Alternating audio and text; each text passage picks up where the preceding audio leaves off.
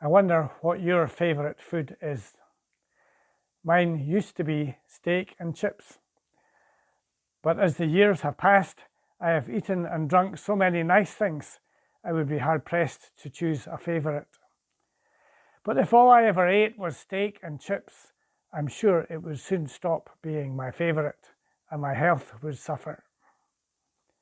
In biblical times, the concept of the perfect land in which to live was one that is flowing with milk and honey. As a boy, my favourite drink was milk, and my family of 2 adults and 3 children consumed 8 pints every day. Honey was a less common treat. Bramble or blackberry jelly was my choice of spread on top of bread and butter.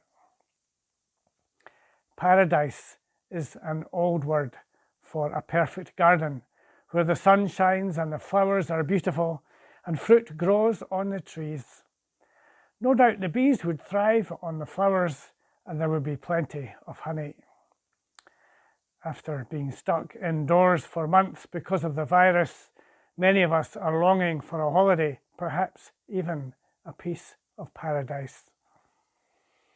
But what would it be like to be in paradise always? Would we get tired? Would we get bored? Could it ever feel like we were trapped? As the people of Israel came to know God, He told them that He would lead them to the promised land. At first, they saw that destination as the land that God had promised to Abraham and his descendants. But later prophets spoke of an eternal paradise which lies beyond death and awaits the faithful people of God. Jesus spoke to His disciples of His Father's house that had a place for all of His followers, and Jesus would welcome them there. He was going there ahead of them to show them the way, to get everything ready. In the Revelation of John, at the end of the Christian Bible, John sees a banquet, a heavenly feast, like a wedding feast. The fruit would be growing on the trees. There will be no pain, no tears, and no death.